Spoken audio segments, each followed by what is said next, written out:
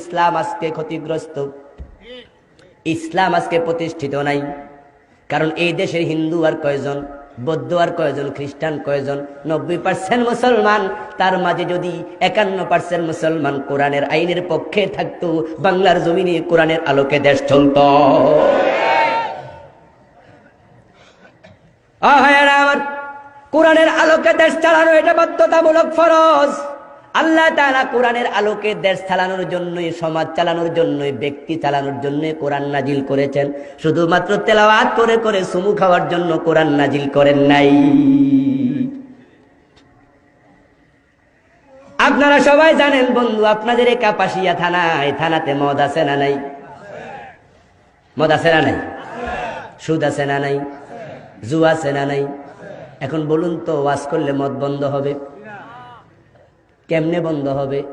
কারণ যারা ওয়াজে আসছেন তারা মদ খান না, যারা মদ খায় তারা ওয়াজে আসে না। মিছিল করলে মদ বন্ধ হবে না, ওয়াজ করলে মদ বন্ধ হবে না। মদ বন্ধ হওয়ার জন্য কোরআনের আইন দরকার। আপনাদের কাপাসিয়া বাস স্ট্যান্ডে যারা বন্ধু রাত্রিবেলায় ফেন্সিডিল খাচ্ছে, ওদেরকে ধরে যদি আল্লাহর আইনের আলোকে 80 বেত লাগাইয়া দেয়া যেত, যারে 80 বেত লাগাইতেন পুরা জনমে আর ফেন্সিডিল খাইতো না। ফেন্সিডিল হাতে নিলে ঠান্ডা পানি খাওয়া লাগতো, মনে পড়ে যাইতো 80 বেতের কথা। এখন বন্ধু কে কাকে বেত দেবে? এটা তো ক্ষমতার ব্যাপার।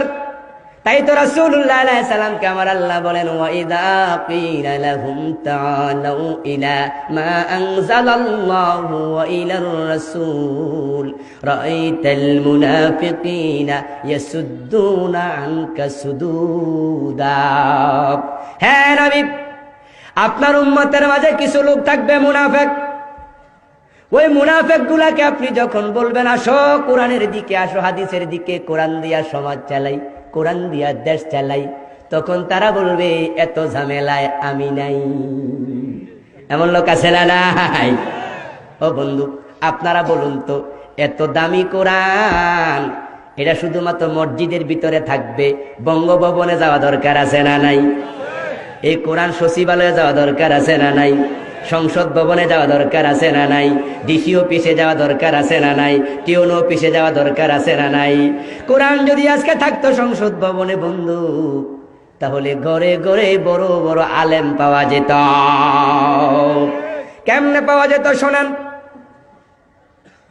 হাই স্কুলে ক্লাস 8-এ পড়ে, তাম বাংলাতে খুঁজলেও একজন স্টুডেন্ট পাবেন না যে দেখে দেখে বাংলা পড়তে পারে না, ইংরেজি পড়তে পারে না, যোগ বিয়োগের অঙ্ক জানে না। সব স্টুডেন্ট ইংরেজিও পড়তে পারে, বাংলাও পড়তে পারে, অঙ্ক জানে, বিজ্ঞানও জানে, ভূগোলও জানে, ইতিহাসও জানে, আপনার electric, math, algebra, physics, chemistry, রসায়ন যা দরকার সবাই শিখতেছে। কিন্তু MA পাস, BA পাস হাজার হাজার মুসলমানের সন্তান কোরআনটাই দেখে দেখে পড়তে পারে না। আছে না নাই? ইংরেজি শিখা কি ফরজ না মুবাহ? অঙ্ক শিখা ফরজ না মুবাহ? মুবাহ বোঝেন তো, নফলও না। অর্থাৎ যেটা শিখলেও সওয়াব নাই, না শিখলেও গুনাহ নাই। এটা কোনো প্রয়োজন নাই বন্ধু। হ্যাঁ, যদি আপনি শিখেন দুনিয়াতে কিছু কাজে আসবে, এটাই শেষ। যেখানে ইংরেজি শিখা মুবাহ সেটা বাধ্যতামূলক শিখক, অঙ্ক শিখা মুবাহ বাধ্যতামূলক শিখক, ইতিহাস শিখা মুবাহ বাধ্যতামূলক শিখক। আর যে কোরআন শিখা ফরজ, সেই কোরআনের খবর নাই। আমরা তো ওয়াজ করতেছি কোরআন পড়ো, কয়জন পড়লেন বন্ধু? এ ওয়াজের দরকার ছিল না। যদি আজকে সংসদ ভবনে কোরআন থাকতো আর সেখানে শিক্ষামন্ত্রী বলতেন স্কুল কলেজ মাদ্রাসা সব জায়গাতে 100 নাম্বার কোরআন, 100 নাম্বার হাদিস, অঙ্ক বাংলার মতো বাধ্যতামূলক করে দাও।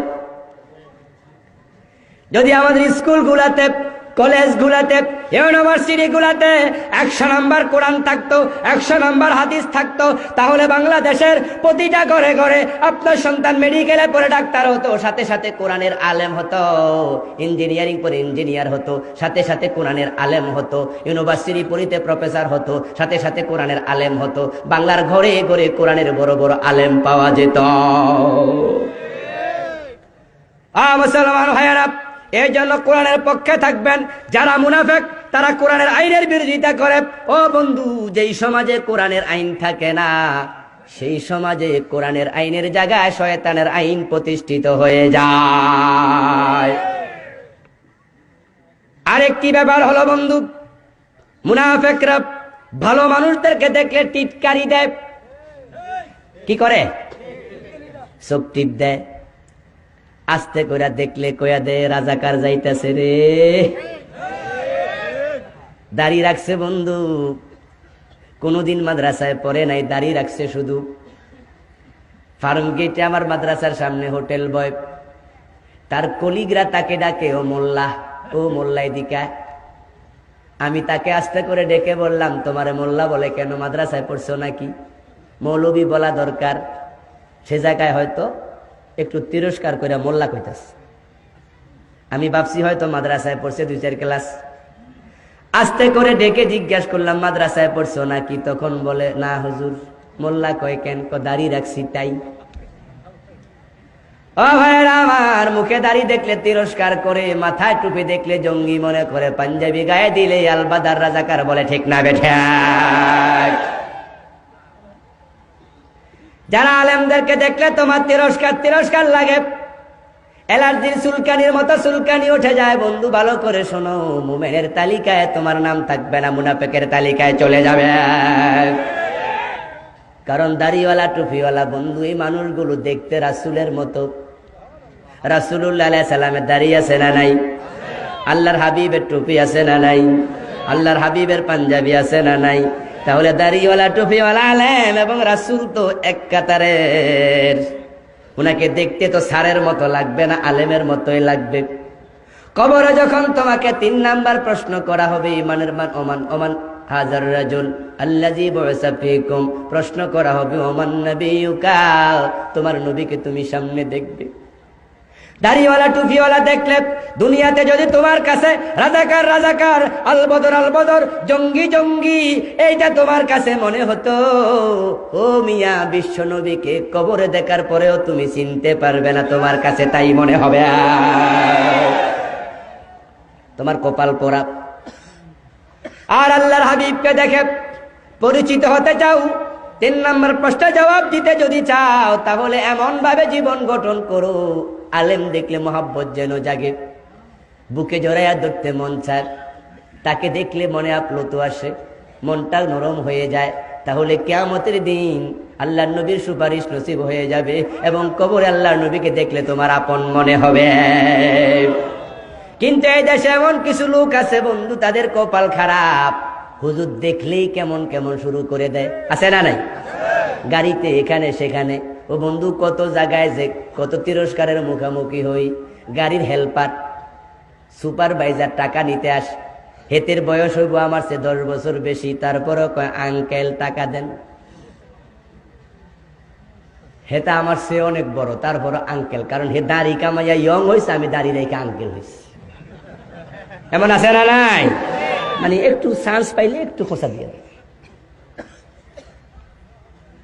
ও ভাইয়েরা আমার, আলেম দেখলে সহ্য করতে পারে না এমন একদল লোক দেশে এখন নতুন করে গজাচ্ছে। বঙ্গভবনের পাশে উঠলাম, গুলিস্তান আসবো, গাড়িতে খুব ভিড় চলছে, ঠেলাঠেলি করে অনেক মানুষ উঠতেছে। আমি উঠলাম, গাড়ি পাচ্ছি না, দাঁড়াইলাম কোন রকম কষ্ট করে। কিছুক্ষণ পরে গুলিস্তান মোড়ে যাওয়ার পরে একটা লোক আগ থেকে নামার জন্য চিৎকার দিচ্ছে। ড্রাইভার গাড়ি থামাইয়া বলে, আস্তে আস্তে নামেন, খুব ভিড়। ওই লোক ধাক্কা ধাক্কি করে করে নামতে নামতে দরজায় আসলো। আইসা আমার কয়, হুজুরে ভিড়ের ভিত্তে আপনি উঠছেন কেন? আমি তো অবাক, এত লোক উঠছে, কোনো দোষ হয়েছে না, সবটা দোষ হয়েছে। হুজুর উঠছে কেন? এখন আমি ভাবলাম তার সাথে কথা বলার চেয়ে চুপ থাকাই। ইজা নাতাকা সাফিহু ফালা তুজিবহু ফাখায়রুম মিন ইজাবাতিহি সুকুতু ইদা খাতাবাহুমুল জাহিলুনা ক্বালু সালামা। আমার কোরআনের শিক্ষা, জাহেল যখন কথা বলে তখন জবাব না দেয়াই ভালো। কিন্তু আমার কলিজাটা বন্ধু সেদিন ভরে গেছে। আমি চুপ থাকলাম, কিছুই বললাম না। আমার একটু পিছন থেকে এক ভদ্রলোক, তারও দাড়ি মুছনাই, শার্ট প্যান্ট পরনে, উনি সাথে সাথে লোকটাকে জোরে একটা ধমক মাইরা বলল, ও মিয়া, পাইছোটা কি? এত লোক উঠছে, কারো দোষ হয় না, হুজুর পাইয়া তোমার খারাপ লাগে নাকি? আমি একটু পিছনে তাকায়া বন্ধু মন ভরে গেল, একটা মুস্কি হাসি দিলাম, আর মনে মনে দোয়া করলাম, খোদা, আলেমকে যে সম্মানিত করলো তার সম্মান তুমি বাড়ায়া দাও। এই জমিনে দুই রকম মানুষ আছে বন্ধু, একদল আলেমের পক্ষে আর একদল আলেমের বিপক্ষে, ঠিক না বেঠা? হাটহাজারী মাদ্রাসার বাবা হুজুর মুমতাজুল করিম সাহেব, উনি একদিন আসরের নামাজের পরে ধামতি আলিয়া মাদ্রাসার মসজিদে ওয়াজ করতে দাঁড়াইলেন। বেই বাড়িতে বেড়াতে আসছে, ওয়াজ করতে গিয়ে তিনি আমাদের বলছেন, বিমানে উঠলাম, পাশে এক ভদ্রলোক, টাই পরা, স্যুট পরা, আমি হুজুর মানুষ বসে আছি। কিছুক্ষণ পরে বিমানবালা এসে চা দিল, তখন ওই ভদ্রলোক বাম হাতে চা খাওয়া শুরু করছে। বাম হাতে চা খায়, বাম হাতে পানি খায়। আমাদের দেশে কিছু লোক আছে না, ওনারা এটা কি মনে করে? আধুনিকতা, ভদ্রতা। অথচ মুসলমান, ভালো করে কান খুলে শুনুন, বাম হাতে খাবেন না পারত পক্ষে, কারণ রাসূল বলেছেন বাম হাতে খায় শয়তান। সে কি আধুনিক হয়েছে না শয়তান হয়েছে? মানে কোনটা যে হয়েছে নিজেও টের পায় নাই। ওই ভদ্রলোক যখন বাম হাতে খাওয়া শুরু করলেন, মুমতাজুল করিম সাহেব বলেন, আমি ভাবলাম ভাইজান হয়তো মাসআলাটা জানে না, তাই তার একটু উপকার করি, মুসলমান মানুষ, একটু সংশোধন করে দেই। আস্তে করে কানের কাছে মুখটা নিয়ে বললাম, ভাই সাহেব, ডান হাতে খান, ডান হাতে খাওয়া সুন্নাত। কো ভাইরে ভাই, কইতে দেরি, দ্বিতীয় বিশ্বযুদ্ধ শুরু হইতে দেরি নাই। কো আমি মৌলবী মানুষ, পাশে যে বইসি, বেটার অ্যালার্জি আগে সেটা রয়েছে, আমি জানতাম না, এই জন্য চান্স পাইয়া কাজে লাগাইয়া দিল। আমার কথা শেষ হতে না হতে উনি খেপে গেল, এই হুজুর, মৌলবী সাহেব, মনে যা আসা তাই বলেন, এক হাতে খাইলে সারে, আমার চা আমি খামু, আপনার চা আপনি খাবেন, ডাইন হাতও আল্লাহ বানাইছে, বাম হাতও আল্লাহ বানাইছে, চুপ কইরা থাকেন। কয় সাবান সারা আমার দুইয়া ফেললো। আমি তো অবাক, কি রে, আমি কইলাম একটা ভালো কথা, হে না মানলে না মানবো, কিন্তু হে খেপলো কেন? বুঝলাম যে অবশ্যই এটা আলেম বিদ্বেষী, ঠিক না? তখন আমি ভাবলাম তারে এইভাবে সারা যায় না। আমি তার মুখের কাছে বুড়ি গাঙ্গুল নিয়ে কইলাম, এটা একটা কথা বললেন? হে কয়, হুজুর আপনি আমার বুড়ি গাঙ্গুল দেখান। আমি কইলাম, আঙ্গুল এটাও আল্লাহ বানায়, এটাও আল্লাহ বানাইছে, একটা দেখাইলেই সারে। এবার আস্তে কইরা মাথা নিচে দিকে দিয়ে, মুসলমান ভাইয়েরা, বাস্তবতা দেখুন।